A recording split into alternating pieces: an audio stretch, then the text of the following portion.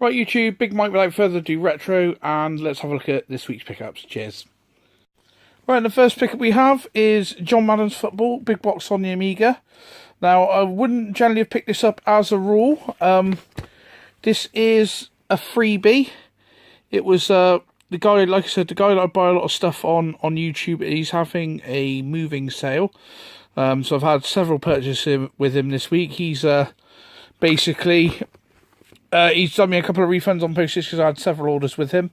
And he's chucked this in as a freebie. So, free games are always appreciated, you know. So, well, like I say, he's probably moving because I've been buying so many games off him. He's bought a bloody new house. So, I don't know. I was only joking. But, you know, yeah, I do buy a lot of games off him. So, you know, free games is appreciated anyway. So, the next one we have is Dogfight, 80 Years of Aerial Warfare by Microprose. This is another game that generally I wouldn't have picked up. I'm not even sure that this is the correct game, actually. I remember a game on the Amiga. I'm not sure if this is it. I don't know. It might not be by the look of it. A choice of 12 legendary fighter aircraft. Each individual. There was a game on the Amiga. I'm not really into flight simulators, but I'm pretty sure there was a game, and I think the game was called Dogfight, because you could play as two players, a split screen, but you could have different planes, but you could also have paper aeroplanes. And me and Rob, my friend Rob, who I've talked about before on the channel, and his brother Dave, and even old Pouters. We all used to sort of get together and, you know, we'd play this game, but we wouldn't choose any of the big planes or the big missiles. We'd always have paper airplanes. So, and we used to have a good laugh and some good fun with that. So I'm hoping that this is the same game, but I could be wrong. If anyone knows the game that I'm on about, please comment in the you know, the comments. Comment in the comments, please. Yeah, and educate me. I can't remember the name of it, but I thought it was called Dogfight. So this one was cheap. I got a feeling I put a bid of £2 or £3 on it, plus £3 delivery. It's not in the greatest condition, but £5 for a big box Amiga game, I think you can't go wrong. Right, next one, what you have to do is... I bet you're all thinking, I'm sure I've seen this before. This is another version. Amiga 1200. This is the one from the guy that I buy all my stuff off of. He had this one come up. And I've got a feeling I'll pick this up for just over £10. £11 maybe. So I've got a nice clean box on one. And then I've got the full one on this one. And there we have it, look. The discs, lovely printed on discs. Official discs, they're all there. Apparently it's tested to boot, so that's what the guy does. I've got a feeling the guy breaks down Amigas and he sells the parts and the games, so he gets a lot of Amiga stuff. So that's one of my wrongs righted. Well, not righted, correct. And this one is in lovely condition as well. Just show you again, it's a lovely game, Aladdin. It's a great game. I think this is the Mega Drive Aladdin, isn't it? This one, because it's Virgin Interactive. I think the Mega Drive one is Virgin, and the SNES one is Capcom, isn't it? So this should be the same as the Mega Drive group. It'd be interesting to see, because this is 1200 version, if there's any difference in this and the Mega Drive, because there should be, because obviously the Amiga 1200 is a lot more powerfuler than the Mega Drive, because the Mega Drive and the Amiga run an Amiga 500 run on the same processor. They're the same on a very sort of level playing field, but the Mega Drive's colours are where it lets it down. Right, so I think it's just in the hundreds, and the Amiga can display up to 4096 or something like that. So the Amiga really was a beast for its time. Right, the next one is Road Rash. I never knew that Acid Software. I don't know what Acid Software has to do with this. They might have done the conversion for this. But this is for the Amiga. It's a slip cover one. I never knew this was a slip cover. I've played this. It's like I said, it must be very similar to the Mega Drive. Got a feeling this is just, yes, it is 500 upwards. So, yep. So we've got Road Rash there. It's just being all held together with the elastic band there. Probably a bit, you know, maybe still a bit of glue holding it together. But looks very similar to the Mega Drive. Probably identical, to be honest, but the prices that he's been going for this week with this gentleman is some great prices. So got to pick them up while they're there, and you're getting the price. So take advantage of him moving. So this Global Gladiators is the next one. Fantastic artwork on the big box there. Same artwork as the Mega Drive, probably same game as the Mega Drive. What's that say? Supports extra drives. That's good because I got two. But I'll play all these off the hard drive anyway. So, Global Gladiators, McDonald's sponsorship, you see. They were slowly sneaking into our games back in the day. And but as again, lovely artwork, fantastic box, lovely big box artwork. Right, the next one is Aquatic Games. Offshot of the James Pond series. So you had James Pond 2 Robocod, and then you had James Pond 3, I believe, where they took the thing to outer space. And then you had Aquatic Games, which is like a joystick waggler or a button basher. Again, available on the Mega Drive as well, and on the Super. I'm not sure if it's on Super Nintendo. It's on the Mega Drive. I believe I have this on the Mega Drive. But just a little bit of fun, you know. I believe this was like under £10, between £5 and £10. All of these games are between £5 and £10 each, I think. You know, once the gentleman done me some refunds and everything. Right, the next one is a game that I've never heard of before, but I just thought the artwork looked really cool, which is Ruffian. You look at that, that's really cool, isn't it? It's like, it looks like a mega sort of, it reminded me of, like, you know, sort of maybe a little bit of a Wonder Boy rip-off, but it looks pretty cool, to be honest. I've never heard of it. Actually, a bloody good game, according to Matt Burrow from CU Amiga, so we'll take Matt Burrow's word. If not, we'll Google him and chase him down. But looks like your typical Amiga platformer. You know, sort of very sort of maybe Rick Dangerous-esque sort of graphics. But I reckon it's going to be some sort of Wonder Boy type clone. So, but it looks pretty cool. Never heard of it. So I think this was about a £5. Never heard of it. New game, worth a try. £5. How can you go wrong? And look, over 1,600 screens. Right, well, right. The next one is a new game, which is Resident Evil 7, or Biohazard 7, depending on where you live. If you live in Japan, but yeah, it's Resident Evil 7. I've wanted this game since it was released. Done the usual thing of, you know, don't buy it, it's full price, wait for it to come down. It has come down in price. I managed to pick this up for £20 brand new. Simply Games, I believe. Yeah, it's Simply Games, I'm pretty sure, Simply Games. If it's not Simply Games, it'd be Shop 2. Those are the two the online retailers that I use. They're both fantastic, both, and sometimes base.com as well. Get some very competitive prices, so you're best to check between all three of those, and eBay, because there's some good sellers on eBay that seem to get all the latest games and do them for cheap as well. So, but yeah, Resident Evil 7. So I've waited it out, and I've got it for £20 instead of paying 40 or 50 for it. So we're happy with that. So, but as you can tell, the non-buying of games is going well.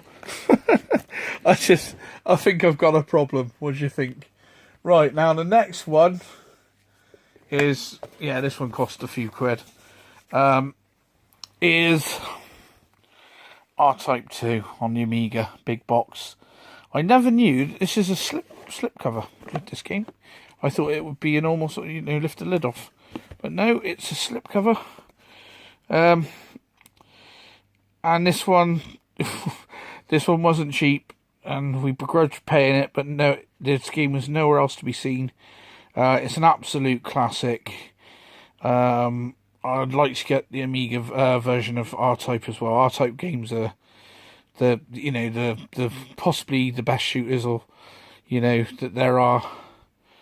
They're certainly the ones that I cut my teeth on. I'm not any good on them really. I've get to level 3 or 4 on R-Type, probably level 3 on R-Type 2. But they're very good conversions on the Amiga from the arcade. They're pretty spot on. And they're really good. And it's the first time I've owned it legitimately. I had it on copied disc back in the day. I think it was cracked by Skid Row. They were responsible for a lot of our games, Skid Row. They were great. And they used to have real good crack intros as well. So R-Type 2.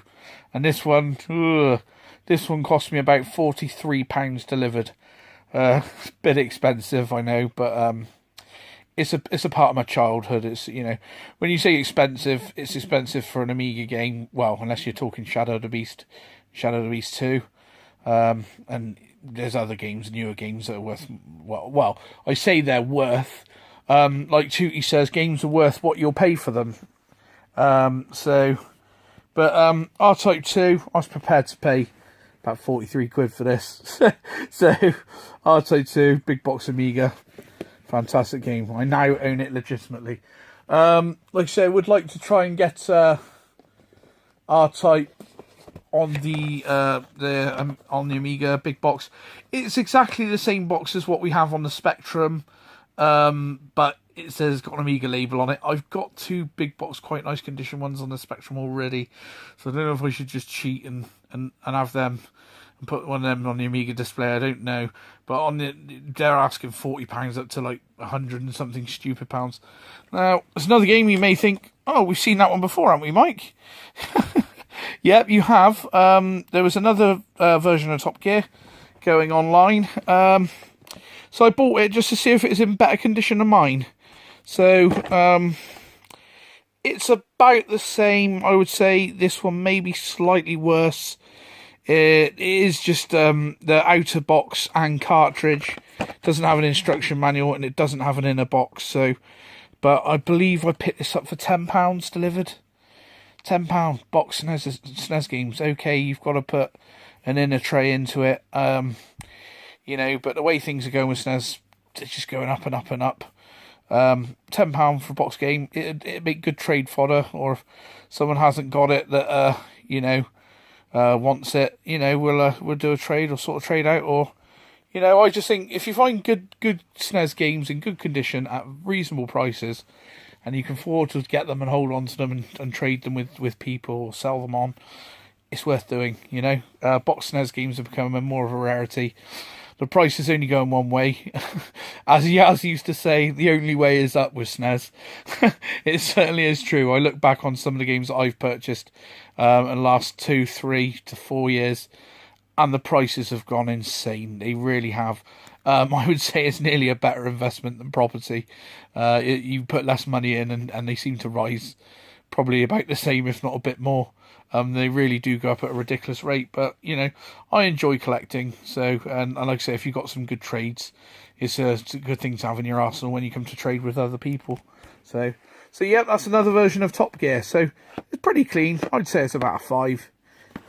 But you could iron that out and make it better. But it's clean enough. £10. Can you really complain? No, you can't. Right now. Bit of a theme here. Right way up. Aladdin. Now, I've got a really nice, almost mint copy of this, but it is an American copy. So I was like, I bought this back in the day when it came out, and I think I completed it in the first 2 or 3 goes. But it's still part of the nostalgia with the childhood, and it's also part of the... Well, no, it's not a part of, but it's one of the Capcom range, which is very similar to the Konami range in styles of boxing. Not that they could really do much, you know. They say Capcom or say Konami like that, you know, on the side. But this was what was it on for? I think it was up for 35, and I messaged a guy and said, "Would you take 25?" And he said, "Oh, I'd do 30 or something." No, I think I was cheeky and I offered him 20. Really cheeky, and offered him 20, and he said, "Oh no, 30." And I said, look, you know, someone's got one on here for 20 without a manual, and the manual, I could pick the manual up with another manual included for £8. So the most I would do would be 28, and he accepted my offer. It was one of the cleaner versions. Like I say, you could iron this and get it cleaner. This isn't one of the best fitting boxes. One of just a temporary fitting box. I put a better box on this, but it's just sort of just to keep it from getting damaged. But yeah, it's a nice condition. You know, there's no real major damage to it. You know, it's and £28 instructions boxed, fantastic. And I now have my American one to sell, which is absolutely in mint condition. So, you know, this one's not as good as my American, but I didn't grow up playing the American, you know. So we got the British version, which is the version I had back in the day. So another one which is completing, if I don't damage it, is completing a game that I bought at Blackpool, which is Turtles Tournament Fighters. My version doesn't have instructions. This is obviously instructions. You know, pretty nice, not great condition. You know, it's definitely seen a thumb. But it's clean enough. There's no writing or pen in it. But I think I paid about £12 for this, which is a lot of money to pay for a manual, in my opinion. You know, some people, you know, if you get a really rare game, some people want like £80 for the manual, 100 and something pounds for the manual. Because there wasn't more money for the blooming manual than the blooming games. You know, but yeah, it's. I feel, especially with Turtles Tournament Fighters, it's a fighting game. I don't know the moves particularly. Would have been trying Street Fighter moves, which, you know, 9 times out of 10 work on most beat 'em ups anyway. But yeah, now I have the book, so I can learn the moves, and then I've got no excuses of being extremely poor at it, have I? So, and here's a bit of a thing, right? Now on this one, I was a little bit disappointed because I managed to pick up Guardian Heroes on the Sega Saturn. And to the untrained eye, that doesn't look too bad. But as you can see, it's got a little bit. That's not where a label's left. It's sort of almost like sun fade where the label's gone. I thought the front cover of this was really nice condition, but it's not in that great condition. But it's the spine that really gets me. As you can see, that's the spine. And it's not in great shape. I mean, everything inside, the internals are fantastic. If I can open it. Without trashing everything and scratching the discs. Right, if that goes in there. Yeah, the manual, okay, it's a little crease there. Ooh, whoopee-doo. We can live with that. But as a rule, the manual is in very nice condition. There's a few marks, like, you know what I mean? But you know, for these games these ages, you're going to get this, aren't you? You know, it's okay. Like I say, that one's seen a thumb, but it's still a nice condition. The disc is in lovely condition, but I was unhappy with the state of the box on this one, so I paid some strong money. I picked that up. This is a pickup from a long time ago. I've had this for a couple of months, but I've not been happy with the box. So what I was going to do is I was going to buy another version. Now, what I ended up doing was buying another box. Now, on the camera here, this box looks nice. And on the shots, the box looks nice. You know, it's honest shelfware. But it's not tatty. It's okay. But if I can try and catch it, it's sort of very, like Tootie said, they get bubbled. You know, it's sort of like, you know, like almost like it's contours on the casing. And I don't know if I can try. If you can see it, you can see it from the side there. It, you know, which is, and this case, that's it. You can see it now. Look, this case, it's quite bad. So with the naked eye, you can really see it. But you know, from there, it looks great, doesn't it? It's but you know, you catch it with the light and you can see that it's contoured. Now you could probably peel this off the plastic, and you can see you could probably peel this off the plastic, iron it out, and re-put it on. But do I risk doing that and wrecking it, or do I just accept it as it is? You know, on the still now, it looks really nice. But yeah, I paid 30 quid for this case, which is a bit annoying because I paid £40 for the whole complete game before. But now this game is going for, if it goes shy of £50, you're lucky. It goes for, like, say on average on eBay about £60 to like £100, I would say. So, you know, initially I was trying to pick one up cheap for 40 something pounds, about 43 I think, and then I wasn't happy with the spine, and I was like, no, the spine's not right.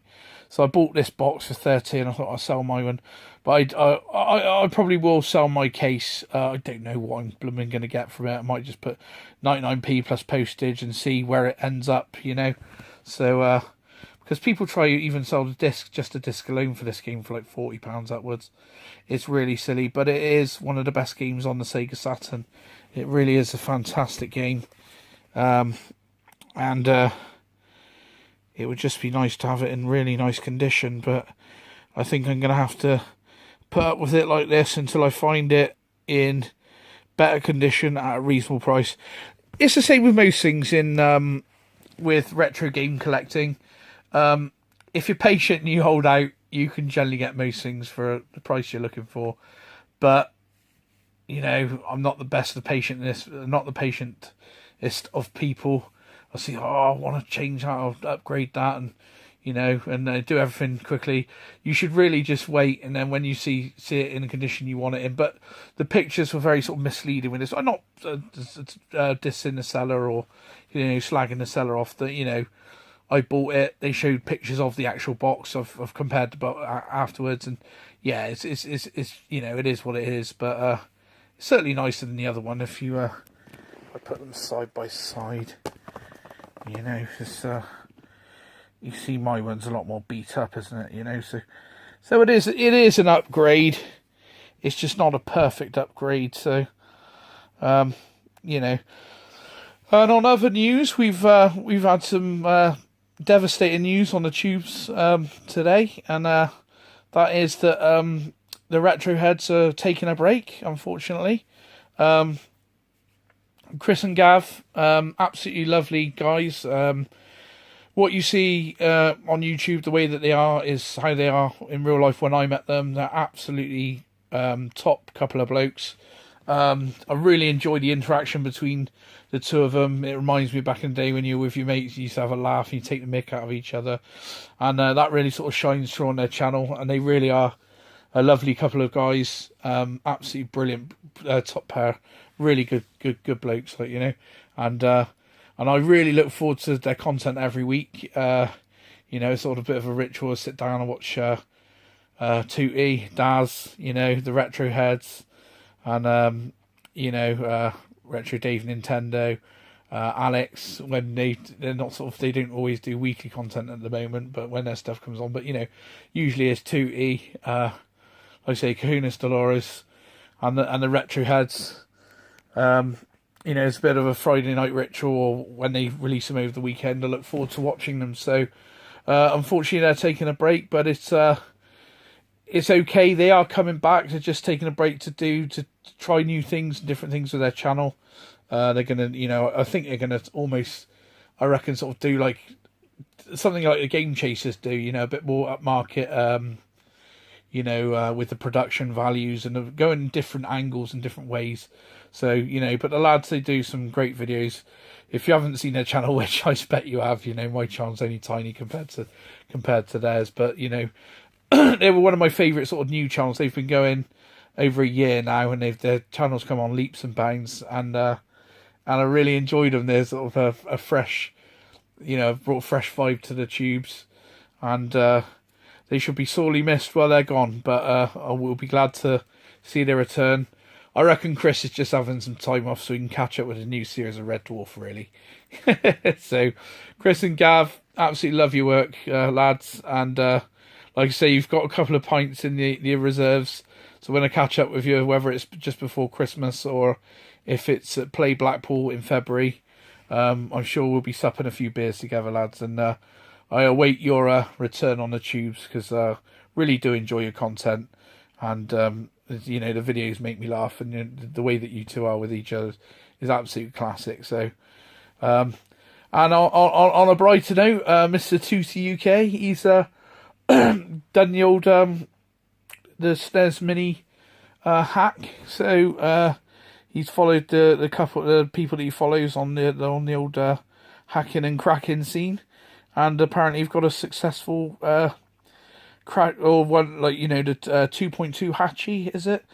I heard that version 2 was a bit dodgy. The 2.2 seems to work, but I've heard there's a version 3 coming out which would be more stable and a bit more things. So, but he's done a video, and if you want to see how to do your SNES Mini safely, pop over to Tooty's channel. I'm sure you've seen it already. My channel's minuscule compared to all these guys. They're you know, their channels are fantastic. So, you know, I was a watcher before I was a channel maker. I've been watching for years. So, you know, seeing how these guys make. Sorry about that, guys. We run out of memory on the old phone. So, yeah, what was I saying? Yeah, I was watching channels for years, and you know, Tooty, Jonas Dolores, Retro Dave Nintendo, Alex Nintendo Arcade, who else? Labusu77, very funny guy. The infamous Bithead 1000, my favourite channel. You know, our brother from across the pond. You know, SNES-tastic. You know, all the guys, Russ Newton, yeah, Gamer Geek World, you know, Gashead Steve, Rich King Retro, Lawn Boy 1975, another fellow Bristolian, Let's Talk Retro, another great lads. No tea, no crumpets, just games. They're great channel.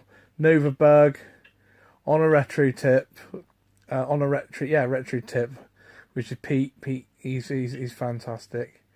Really nice guy as well, Pete. He's fantastic, really nice guy. Retro Chef, Retro Gaming Wells, Retro Heads.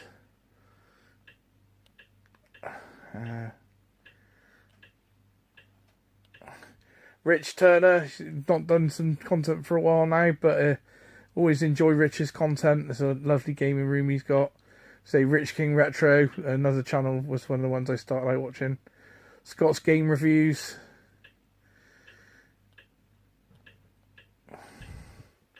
Shock 16. New channel I subscribed to, Cine Steve. SNES-tastic. My first tuber I ever met, which was a lovely guy as well. Another really top guy. I've been watching him for years as well, which is Soul Funk Retro.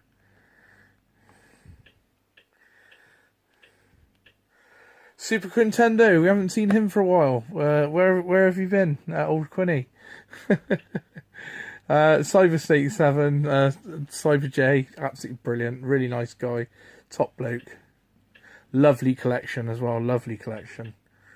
Retro Godfather, obviously his collection is outstanding. You know, that guy's got some games and special editions, really cool stuff. and obviously the Game Chasers from America. Really good high production, high quality program that they're doing now. They've really come a long way in the years that they've been doing stuff. Metropolis and Retronic Collector, Tony. Both couple of another pair of great guys. So I think that's most of the channels. I know I've bound to have missed a few, but you know, I've been watching all these channels for years. If you want to see how content really should be made, go and watch any of these guys' channels. They're absolutely fantastic. I've been watching for years, learning a lot of stuff that I didn't know about gaming. Everyone there is a really good people. I've met most of them at Blackpool. So we all get together at Blackpool, and it's really is a fantastic time. You really couldn't sort of ask to be part of a better community. Everyone is, it's like I've said to a few of my friends. I said usually usually when you meet a group of people, or you're in a part of a group of people, there's usually someone who's a shall we say, because I like to keep this a children-friendly channel, so you can watch with the kids or whatever. I don't know if people do, but I know my friend's little boy and things watch, and so let's just call them an idiot. I would use stronger language in person, but there's always some idiot at when you get a group of people. I said, but with the UK tubers, I haven't come across the idiot. I said the only thing is, unless it's me, unless I'm the idiot and I'm the one ruining things. But no, they really are a great group of people. They make fantastic content, really cool. I don't really bother with normal TV nowadays. It's only full of doom and gloom, and the tubes is something I find interesting. Like I say, gaming is like, my family don't really they think I'm crackers. They don't understand it. They're not really into it. They can't see, that it's a passion that I have. I enjoy collecting. I enjoy gaming for all the ups and downs in life and things. Gaming is one thing that's been constant, and it's always been there, and I've always enjoyed it. It's a great escape. It's also a great community to be involved with, and people who are of like mind and understand the passion with gaming, and just want to share the passion with each other. Talking about games and playing games and enjoying the company. And like I say, all I can say is thanks to the guys, and keep on making the content. The retro heads, we shall miss you, and we shall await your return. And I think that's all I got to say on this one. So like, comment, share and subscribe, and we'll see you in the next one. Thanks very much, YouTube. Speak to you soon. Cheers.